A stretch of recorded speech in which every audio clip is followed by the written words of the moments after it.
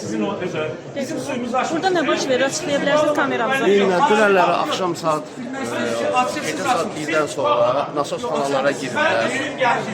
Orada nasoslara müdaxilə olunur. Qapını sındırıblar, açarları dəyişirlər. Kim eləyib o? Güvənlinin, yəni burada vardı, Uğurlu vardı, mən nə bilim, biri buradadır. Yəni adamın əsəbli bir alıyoruz, onu görür. Yəni bunlar yığışıblar. Sakinlərin 6 saatini işığını, suyunu kəsiblər. Və bir günlərdə biz getmişik ora. 3-cü mərtəbəni Veysaloğlu'na icarəyə verdik. Biz ora qalxanda bizim qabağımızı kəşfiyyat Veysaloğlu'nu işlərək buraxmışlar içəri. Və onlara başa saldım ki, buraxılan kimsəndə bizim xəbərimiz yoxdur. Axırana da bizə aiddir, güvənliyə aiddir, onun üstünatının onun üstünatı. Veysaloğlu və güvənli bir-birinizdir. Amma hazırda hansının əsas olduğu bilmirsiniz sizə? Güvənli. Əsas güvənlidir və Veysaloğlu da dəstək verib, belə başa düşdüm. Bəli. Aha.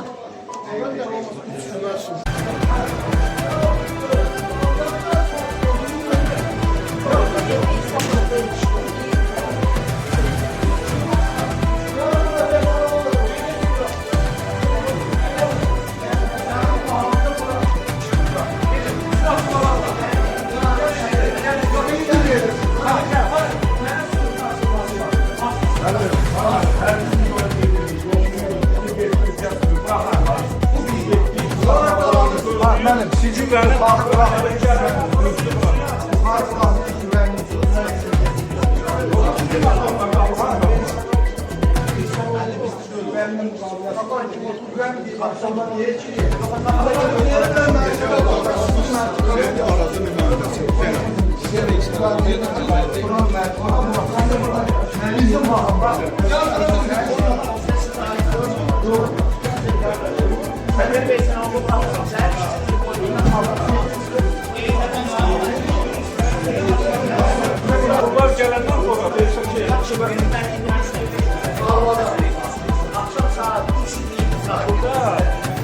bir məsələ yaranıbdır. Bugünkü tarixdə gecə saatlarında biz bildik ki, Güvənli Servis Menecment MMC-nin əməkdaşları 326 mənzilə xidmət edən dövriyyə nasosları olan bölməyə öz başına daxil olaraq, qıfılı qıraraq öz başına daxil olaraq bütün 326 mənzilin isti və soyuq suyunu kəsiblər, öz başına eləyiblər bunu.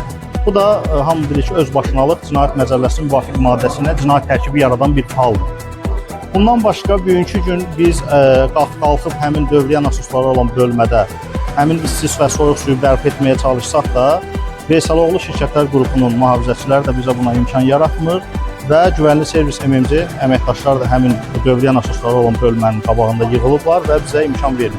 Bu günlərim 326 mənzil, burada xəstəsi var, uşağı var, körpəsi var, susuz qalıblar. Bina xaotik bir vəziyyətdədir. Veysaloğlu şirkətlər qrupu ilə də bayaq biz danışdıq ki, siz xidməti müqavilə bağlamışsınız mülkiyyətçi ilə, siz gedib suyun məsələsini mülkiyyətçinin özündən həll eləməlisiniz.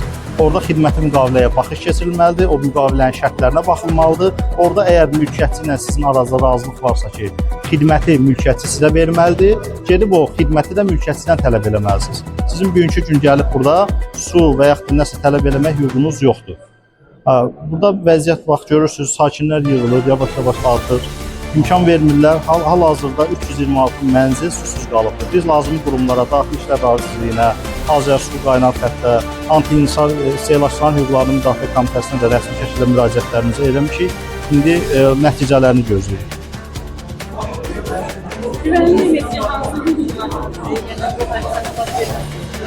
Ümumiyyətlə, bəli. Belə bir şey deyim sizə, 2 ildir artıq Güvənli Servis Menecment MMC-nin fəaliyyəti bu binada qanunsuz hesab edilir. Ali Məhkəmənin qanunu qüvvəyə minmiş qərarı ilə.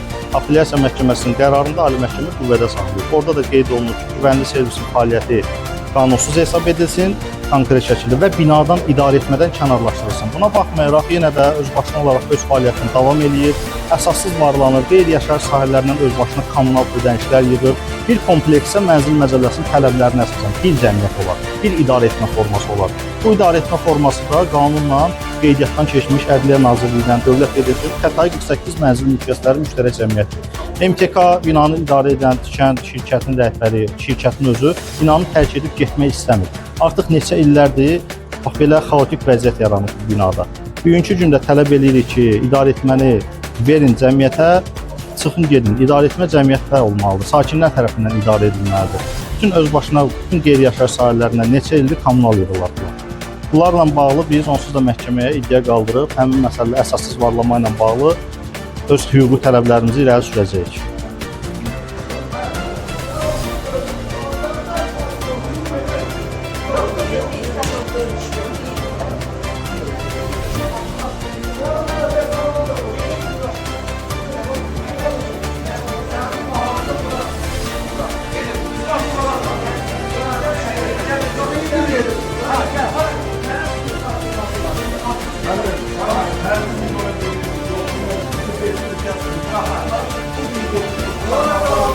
Mənim sizi yuxarı buraxın.